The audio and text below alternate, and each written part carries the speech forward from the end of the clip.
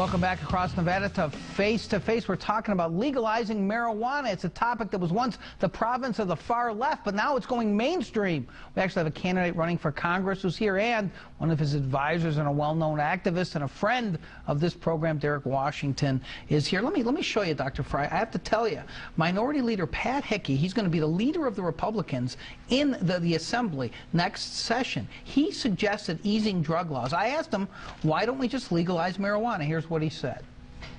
That's for the voters of Nevada to decide, but as lawmakers, we could decide to look at the criminal penalties for some of the lesser offenses, including the possession. Prohibition doesn't seem to be working that well. Maybe we do better to treat people so they can get their life in order and do things that are productive.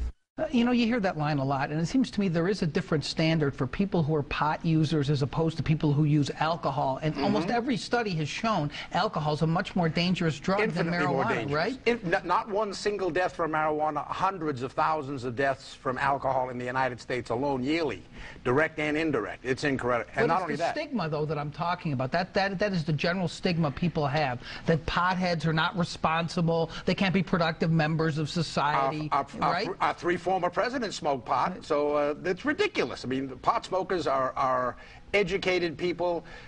When I was on your colleague Ed Bernstein's show with Professor Randall Shelton, the former chair of the Department of Criminology, he wrote a book on it and is also in favor of ending the war on drugs. You know, it's interesting, though, Mr. Washington, as I mentioned before the break, and I've had law enforcement on here talking about this, they argue against legalizing pot, not because they say the war on drugs is working, they don't argue that, but they say it's a gateway to other drugs, such as you mentioned, such as cocaine, heroin, and other drugs. You don't buy that argument? No, and I tell you something else. They get a lot of money every time they arrest somebody on a pot charge. So go into what their real motive is. The Metro Department makes a lot of money on drug bust. How do they make from the money? federal government. In case people don't understand. The federal government gives them money per how many drug busts they make during a year. So the prison industrial complex makes money. The more people in prison, the more people that they're getting money for. It's a whole racket. As far as it being a gateway drug, so is alcohol. I know many, many people who smoke a cigarette and then have to have a drink, or have a drink and have to smoke a cigarette and then go do cocaine. Those are the two proven gateway drugs are alcohol and cigarettes. 3 independent studies by the World Health Organization, the British government, and the Institute of Medicine of the United States have all absolutely proven marijuana is not a gateway. You don't believe that marijuana is a gateway drug Absolutely at all? Not. The gateway is the dealer. See, once the dealer has the marijuana smoker, he then has to sell him something addictive in order to make him a more regular customer. You know, it seems to me a better argument, and I think you make this argument too, even better than the ones, are how many people are incarcerated. You talk about the Metro making money off of it. How much it's costing taxpayers to house people busted for marijuana offenses. The single biggest offenses for all drugs in the United States is simple marijuana possession. They return a taxpayer into a tax burden, and when he comes out, the only job he can get, John, is crime and selling drugs. That's how we have created our drug epidemic from Nixon's war on drugs. Because when they come out, they have to sell drugs to get crime, and then they sell to one person, then it becomes a multi-level marketing scheme. He has to sell to 2 others to support his habit. We have to end the whole thing. There's no question about it. Let me show you what one commenter, one opinion writer wrote on the Huffington Post, gentlemen. You'll be interested in this. Everyone knows that medical marijuana facilitates recreational use and that many medicalizers are content with this outcome. So the medical marijuana approach seems sneaky. Worse, it has generated a new opponent of full legalization. Medical marijuana producers who do not want competition. What do you think of that, Mr. Washington? It's America. It's the capitalist system. But the other important point, John, is that marijuana is not only a gateway, it's a terminus drug. Marijuana gets people off heroin, off meth, off cocaine. So marijuana is not off OxyContin all the time. That's how I got into this. I was a doctor in Northern California in the 90s. All the surgeons, orthopedics and neuro, had failed back operation patients. They'd done 2 or 3 operations. The patients were not going to ever get better with surgery. They didn't want to see them and write prescriptions for Oxys and Roxys. They sent them to me. Out of desperation, I researched the marijuana, found that it's an incredible medication, and it got people, in many cases, off or on dramatically reduced doses. So the idea that it's a gateway drug is propaganda. It is absolutely not a gateway. It doesn't cause cancer. It's an incredibly safe drug. It prevents and treats Alzheimer's.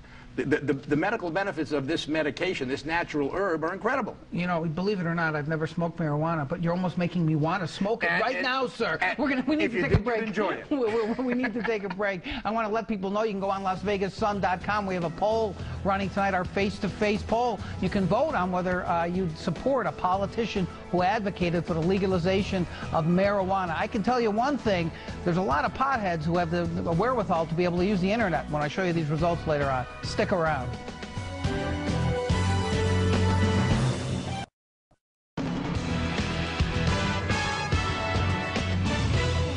Welcome back across Nevada to Face to Face. We're talking tonight about a mainstream topic. It's a mainstream topic now, legalizing marijuana. Republicans and Democrats in this state are talking about, including a Democrat running for Congress in the 3rd Congressional District. He's here, Dr. Stephen Frye, with Derek Washington, who's helping him on his campaign and has used medicinal marijuana. Another argument is you tax it and you regulate it, right? You get a lot of tax revenue for it. But Bob Stutman, who's a former DEA agent, wrote for Bloomberg Businessweek. Here's what he said.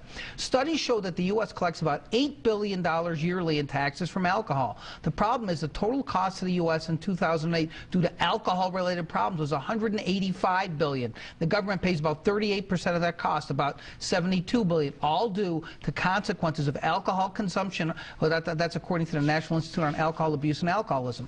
For every dollar the government collects in alcohol taxes, it expends about $9 for such things as Medicare and Medicaid treatment for alcohol-related health troubles, long-term rehab treatment, unemployment costs, and welfare. Does that seem like a model to emulate? Don't you think that's a possible consequence? No, I mean, come on. You're talking liver disease, you're talking domestic violence, all those things. You smoke a joint, you're not going to start problems, basically. You had no problems using medicinal marijuana at all? No adverse problems at all? No, and as a matter of fact, immediately, within minutes, I called my mom, who I hadn't been able to walk up the stairs to because I was so weak because I couldn't eat, and I said, Mom, can you make me something to eat? And that was the beginning of me getting to the point where I am now and able to be a productive person in society. Do I sit around smoking pot all day? No. I haven't, and I don't know how long. But the point of the matter is, it helped me, it saved my life, it helped many, many AIDS patients. It saved their lives as well, giving them an appetite, giving them the strength to get back out there. Do you feel you need to smoke pot before you come on Face to Face, sir, to relax? I feel afterwards. Afterwards.